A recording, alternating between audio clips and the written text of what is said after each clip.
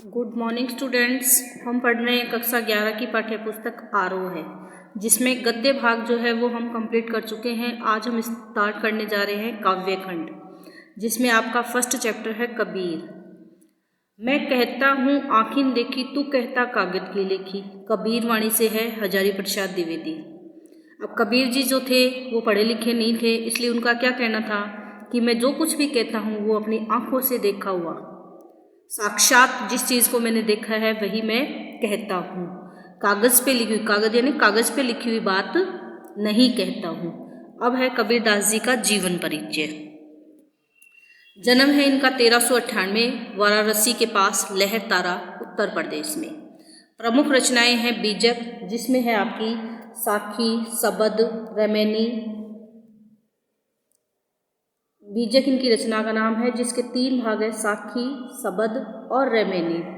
और इनकी मृत्यु हुई है 1518 ईस्वी में बस्ती के निकट मगहर में। तो जन्म स्थान है इनका लहरतारा, वाराणसी में, उत्तर प्रदेश में पड़ता है, जो 1398 में है। और मृत्यु जो है 1518 में है, जो कि मगहर के निकट है। कबीर भक्ति काल के, किस काल के? भक्ति काल के कवि हैं। और निर्गुण धारा के, धाराएं 2 है, निर्गुण और सगुण। निर्गुण जिसमें भगवान का कोई रूप रंग आकार नहीं होता, सगुण जिसमें भगवान का रूप रंग आकार होता है, जैसे आपके राम है, कृष्ण है। कबीर जी जो थे वो निर्गुण धारा के कवि थे कि इनके भगवान का कोई भी रंग रूप नहीं है। इनका मानना था कि प्रकृति के हर एक कण में ईश्वर व्याप्त है। अब इनकी शाखा कौन सी थी? ज्ञानाश्रयी शाखा। भक्ति काल में 2 प्रकार की शाखाएं थी, ज्ञानाश्रयी शाखा और प्रेमाश्रयी शाखा। ज्ञानाश्रयी शाखा में आपके प्रतिनिधि कवि हैं कबीर, और प्रेमाश्रयी शाखा में आपके कबीर है, तुलसीदास जी है, आगे के जितने भी कवि थे वो उसी में आते हैं। तो आप जब जीवन परिचय लिखेंगे तो सबसे पहले आप लिखेंगे कि कबीर भक्ति काल के निर्गुण धारा के कवि हैं और ज्ञानाश्रयी शाखा के कवि हैं। वे अपनी बात को साफ एवं 2 टूक शब्दों में प्रभावी ढंग से कह देने के हिमायती थे। हिमायती यानी पक्षधर थे। बन पड़े तो सीधे सीधे, नहीं तो दरेरा देकर, यानी या तो सीधे सीधे नहीं तो जबरदस्ती। इसलिए कबीर को हजारी प्रसाद द्विवेदी ने वाणी का डिटेक्टर कहा है। तो ये बात आपको अंडरलाइन करनी है कि हजारी प्रसाद द्विवेदी ने वाणी का डिटेक्टर किसको कहा है? कबीर को कहा है। कबीर के जीवन के बारे में अनेक किंवदंतियां प्रचलित है, यानी अलग अलग बातें। उन्होंने अपनी विभिन्न कविताओं में खुद को काशी का जुल्लाहा कहा है, यानी काशी का रहने वाला और जुल्लाहा परिवार का कहा है। कबीर के विधिवत साक्षर होने का कोई प्रमाण नहीं मिलता। साक्षर यानी पढ़े लिखे नहीं होने का, कि वो पढ़े लिखे थे या नहीं। मसी कागज छुयो नहीं, कलम गही नहीं हाथ, यानी मैंने कभी कागज़ को नहीं छुआ है और ना ही कभी मेरे हाथों ने कलम उठाई है। तो इसके आधार पे हम ये मान सकते हैं कि कबीर जी जो हैं वो पढ़े लिखे नहीं थे। इसके कोई प्रमाण नहीं मिलते हैं। जैसी कबीर की पंक्तियाँ भी इसका प्रमाण देती है। उन्होंने देशाटन और सत्संग, देशाटन यानी जगह जगह घूमकर, सत्संग से ज्ञान प्राप्त किया। किताबी ज्ञान के स्थान पर आंखों देखे सत्य और अनुभव को प्रमुखता दी है। उनकी रचनाओं में नाथों, सिद्धों और सूफी संतों की बातों का प्रभाव मिलता है। यानी इनके प्रभाव किसका था? नाथों का, सिद्धों का और सूफी संतों का। वे कर्मकांड और वेद विचार के विरोधी थे तथा जाति भेद, वर्ण भेद और संप्रदाय भेद के स्थान पर प्रेम, सद्भाव और समानता का समर्थन करते थे।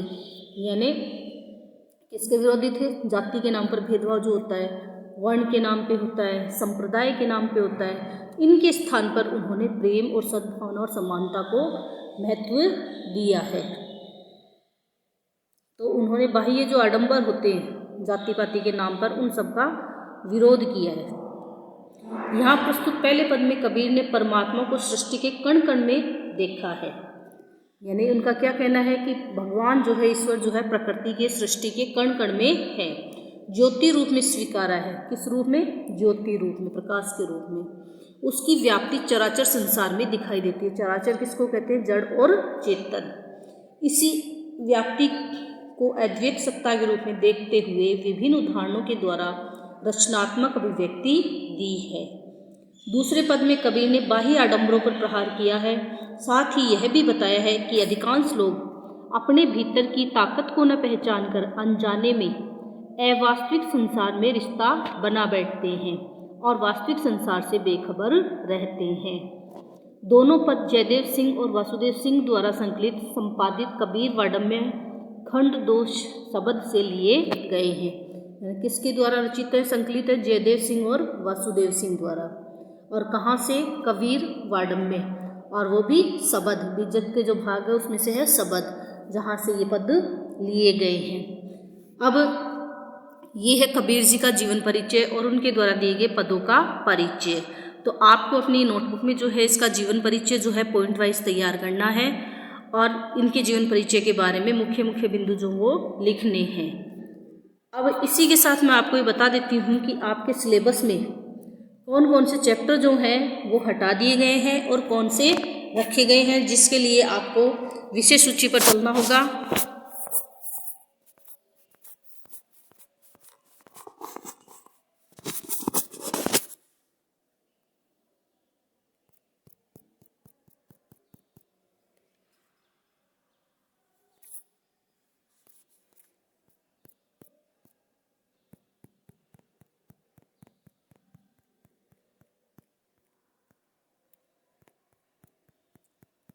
विषय सूची पर हम देखेंगे कि गद्य खंड के कौन से पाठ हट गए हैं, कौन से रह गए हैं, और पद्य खंड में कौन से हट गए हैं और कौन से रह गए हैं, ये अपन को देखना है।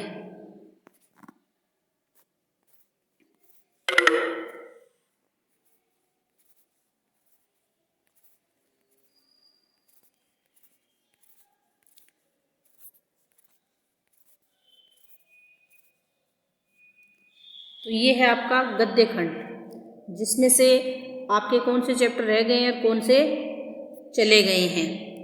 तो आपका प्रेमचंद जी जो है नमक का दरोगा, ये आपका आएगा। कृष्णा सोबती है, ये भी आपका सिलेबस में है। और सत्यजीत राय जो है ये आपके सिलेबस से हटा दिया गया है। बाल मुकुंद गुप्त जो है ये भी आपका हटा दिया गया है। शेखर जोशी आपका आएगा, कृष्णनाथ भी आएगा, मन्नू भंडारी, इसको भी आपके सिलेबस से हटा दिया गया है। कृष्णचंद्र ये भी आपका आएगा। जवाहरलाल नेहरू जो है ये भी आपके सिलेबस में शामिल है। सैयद हैदर रज़ा ये आपके सिलेबस से हटा दिया गया है। अब इसमें से अपन ने सभी चैप्टर जो है वो पढ़ लिए, पाठ संख्या 10 को छोड़ करके। तो जिन बच्चों ने कर लिया है उनकी कोई दिक्कत नहीं है, और जिन्होंने नहीं किया है वो वही चैप्टर कर लें जो कि इनके बताए गए हैं। अब कबीर जो है ये आपके सिलेबस में है काव्यखंड से, और मीरा जो है ये भी आपके सिलेबस में है काव्यखंड से। अब आगे के जो चैप्टर हैं उनमें